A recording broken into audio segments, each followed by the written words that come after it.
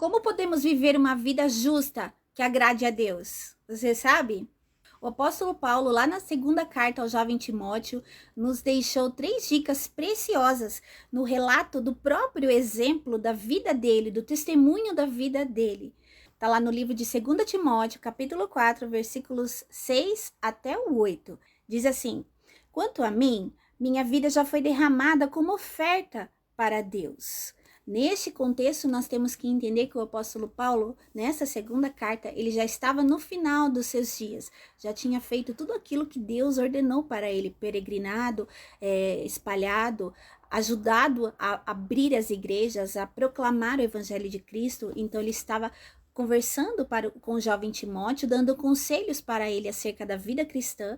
E aqui, no relato do seu testemunho, ele dá dicas preciosas de como viver uma vida que agrade a Deus. E ele mostra que ele conseguiu fazer isso. E ele diz assim, ele continua: lutei o bom combate, terminei a corrida e permaneci fiel. Agora o prêmio me espera, a coroa de justiça que o Senhor, o justo juiz, me dará no dia da sua volta. E o prêmio não será só para mim, mas para todos que com grande expectativa aguardam a sua vinda.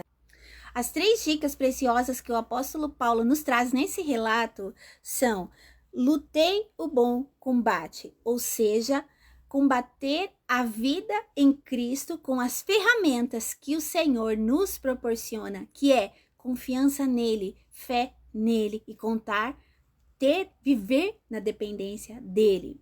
A segunda dica que ele nos trouxe, ele fala: terminei a corrida. Em algumas traduções diz: completei a carreira. Ou seja, ele entendeu o propósito de Deus para a vida dele e exerceu aquilo. É isso que devemos saber e entender. Qual o propósito de Deus para a nossa vida? E seguir naquilo ali, olhando para o alvo, que é Cristo. E a terceira e última, ele fala: permaneci fiel. Em algumas traduções, guardei a fé.